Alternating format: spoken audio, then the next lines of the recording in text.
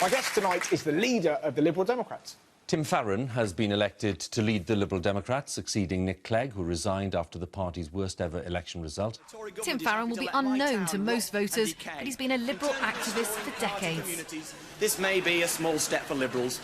It's a giant leap for Leyland. He first stood for Parliament in 1992 against Theresa May, then worked at a university before winning in the Lake District. I am proud to be British, and I am proud of Britain's values. So when Mr Cameron turns his back on the needy and turns his back on our neighbours, I want the world to know he does not speak for me, he does not speak for us, he does not speak for Britain.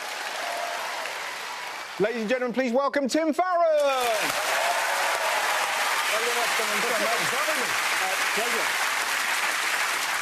We were just chatting earlier, and the last interview, was it the last one you did? Was it at a primary school?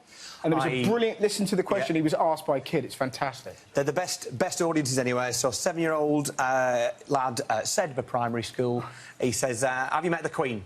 So, yeah. Does she smell? And the good thing... You can't prepare for those. No. But fragrant is the answer, obviously. I imagine she smells of just a bit of dupe.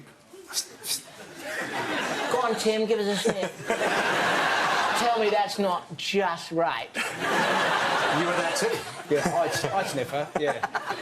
Just Prince Philip. I smell of Lynx Africa. Nice.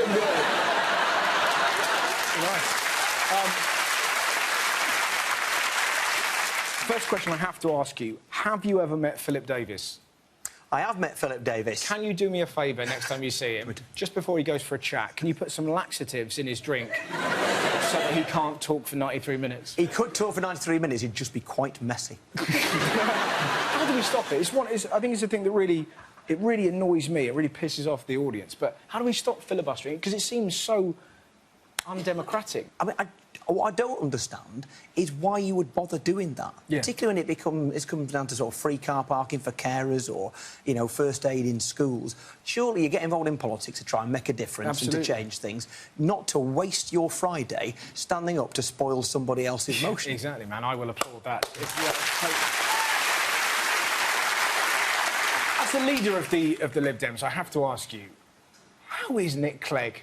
Because I have an image of him and Ed Miliband just meeting up and just weeping into their tea. Do you know, I think he's fine. I actually bumped into him and Ed Miliband talking to each other the other week, and they both looked very relieved, basically. Do you think? Yeah, just swapping mixtapes? I think he must be. Yeah, I think that's what they do. I mean, he's all right. I saw him earlier and he was fine. Good. And do you think it was a mistake to go into coalition or not? I think we made some mistakes in coalition, but I didn't join to cop out. You know, if you're involved in politics, even if you choose a difficult route, which frankly ours is, you should want to be in power. But that's what I love about you, because well, I don't mean this with any offence. It's very unlikely that you're going to be Prime Minister, but you're trying.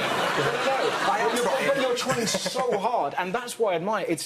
I was trying to think about what it's like, and it's a bit like my brother planning a date with Scarlett Johansson. Yeah. It could happen. Ready if it comes up. Correct. Yes. And that's exactly what my brother's planning, but it's never going to happen. And yet, he's thinking maybe, just maybe. Yeah.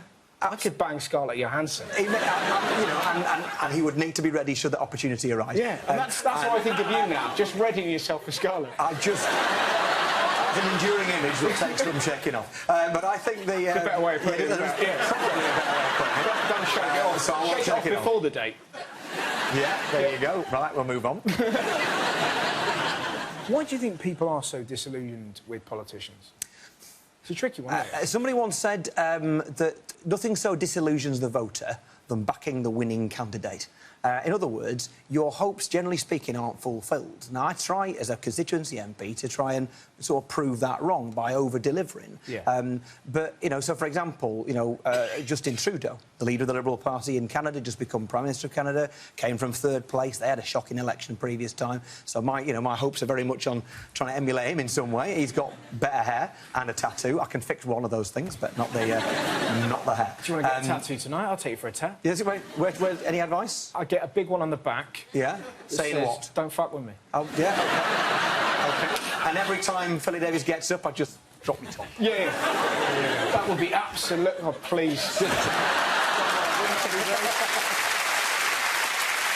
I think one of the reasons why people are disillusioned with politicians is that noise that a lot of them make in the House of Commons. That because like it sounds like someone's doing something terrible to Brian Blessed, and yet you never hear that noise in any other workplace. Why do they do it? Because we're all watching them go, stop making that noise. I've never felt so common as the day I first entered the House of Commons. Yeah. There is a sense that the House of Commons feels like a public school. Yeah. And a lot of these people, it probably reminds them of their school.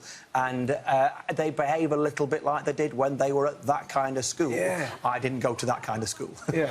So you should just be, like, sort of egging them and stuff Yeah, like that. we make different noises. What noises did you make at school? Probably gobbing noises, I don't know.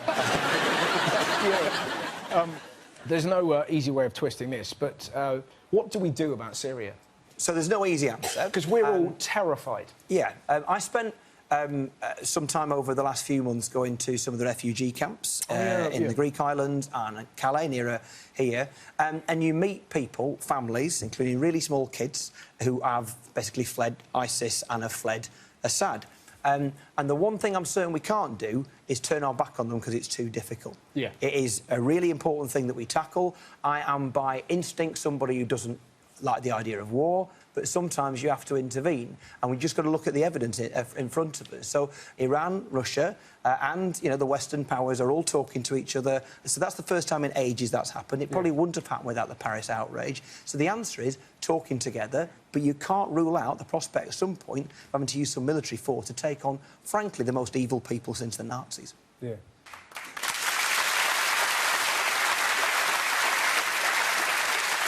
Now, I've got some audience questions. Great. So this isn't on me, this is on our audience here. Looking forward to it. Yep, these are going to be quick fire. Have you ever had a sexual encounter with a pig? No. No.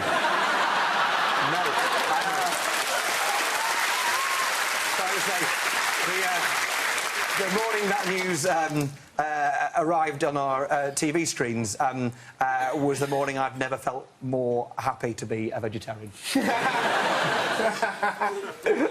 Nice. What's the first thing you do if you became Prime Minister? That's a good question. Pinch myself.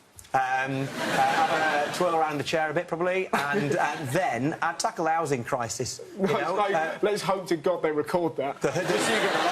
Spinny! Right, let's get serious. Housing. 1.6 million people on a council house waiting list, and it's not fair. You need to build some more homes. Yeah, good man. At Christmas, this is an absolutely wonderful question. This is from Joseph. At Christmas, have you ever put drawing pins on the benches in the House of Lords just to see 10 Lords a-leaping?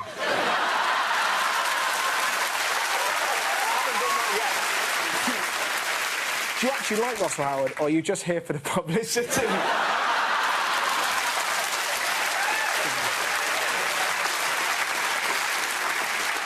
A bit of both, really. Nice. Final question here. What do you want to do with politics? Make a difference. We'll all be forgotten. If you try and set a legacy and you're trying to be remembered, it's completely vain. Yeah. It'll be in vain. You will never be remembered, but you can do some good. And providing affordable homes for people, trying to tackle climate change for our grandchildren, those sort of things, they're worth doing. Absolutely. There you go. That was an absolute treat. Ladies and gentlemen, the wonderful Tim Farron!